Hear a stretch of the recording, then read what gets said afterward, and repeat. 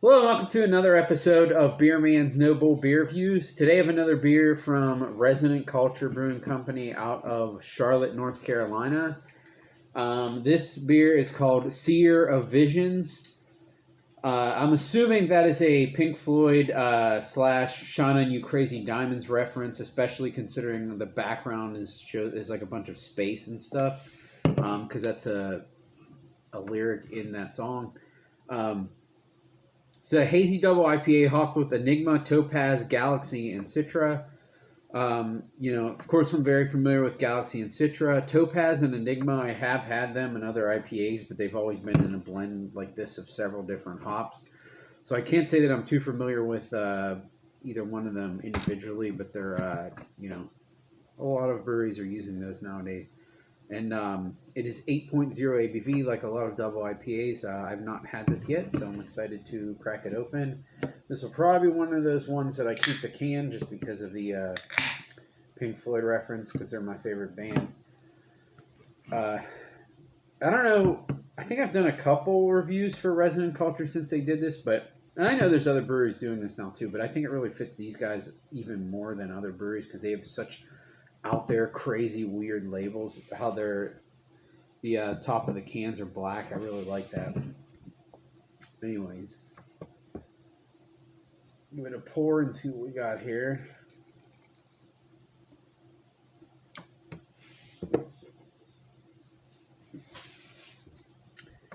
So see, it's pretty standard. I would say what most of their double IPAs look like. Darker golden color with a really nice fluffy white head. It doesn't seem to be going away anywhere. It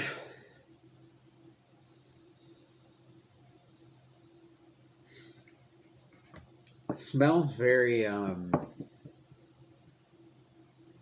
compact. I know that's a very silly descriptor when describing the aroma of a beer, but what I mean by that is it's definitely kind of the standard generic hazy IPA aroma, but it's very compact. There's not a lot of like green plant material pieces jutting out. It's just like pineapple and peach and a little bit of orange pith all in this tiny little ball that I feel like is going to explode once I drink it. But it leads me to believe this is going to be very smooth and not have any rough edges, not be over the top bitter, not be like super green like weeds type flavor. And I will say the booze is I don't want to say non-existent because I can smell that it's an alcoholic beverage, but it's I wouldn't necessarily guess that it was a double IPA versus a regular one. So we'll see what it tastes like.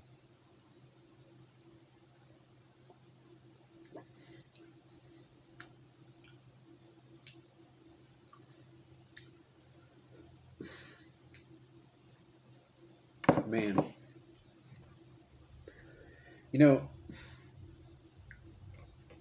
it really does taste like what I was expecting it to taste like. I wouldn't say that those flavors exploded. They're definitely more bright than or brighter than the aroma.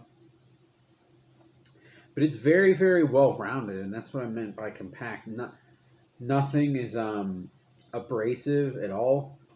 Uh, it's just that nice dank pineapple-y, orangey, slight tropical peachy flavor,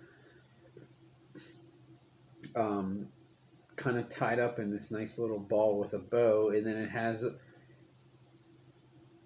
a good amount of bitterness to balance out the slight residual sweetness it has, but it's definitely not sweet. It is drying in the mouth. Uh, the alcohol is hidden very well.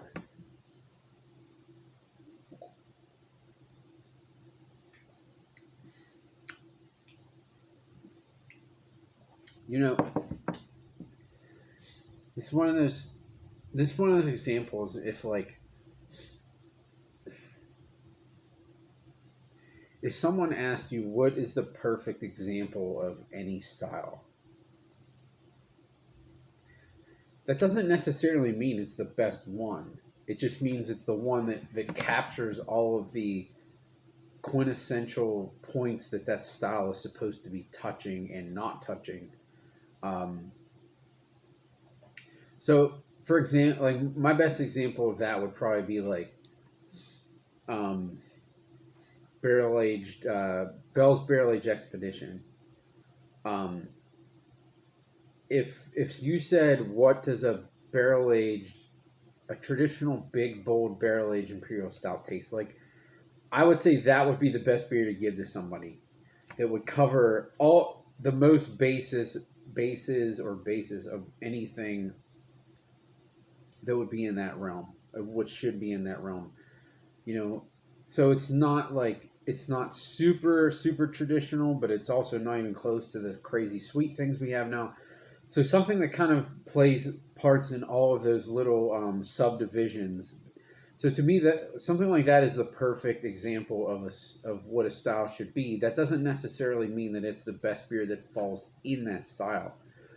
Because I love that beer, for instance, but I think there's other barrel aged imperial stouts that are better, or that I like better. I don't know that there's any more that are more well executed, but I think there's other ones that I prefer more.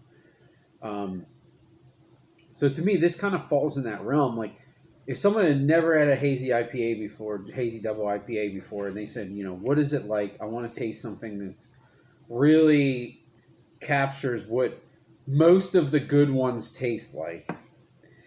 Because there might be some that are super unique and they might be your favorite, but they're not. They're kind of in their own sub category or whatever you want to call it. So if you're trying to get something that's like the biggest blanket umbrella double IPA that's really good quality, but it's not like doesn't jolt into any one direction too much, I feel like this would be a really really good example of that. If that makes any sense, that last 3-minute rant I just had. I'm hoping it does, because this is a really really good drinkable hazy double IPA, and I could drink several of these, and to me, that's the mark of a good double IPA. Either hazy or West Coast.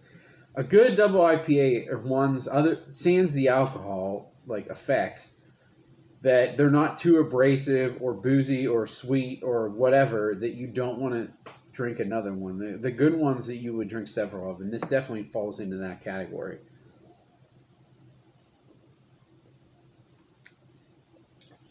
I don't know that there's anything like particularly amazing about it, and that's kind of why I was saying all of that. But it really just has like that middle of the road, but not middle of the road quality, just middle of the road attributes of all of the good things that hazy double IPAs can be, and it's kind of pulling all of those together. So I'm sure it's probably obvious based on all that, but on my scale of buy, drink, dump, this is absolutely a buy. I love this. Is it my favorite double IPA they've done? No, but it's probably, I shouldn't even say double IPA, just IPA in general. Is it my favorite? No, but it might be top 5, and they've done a lot of really good ones.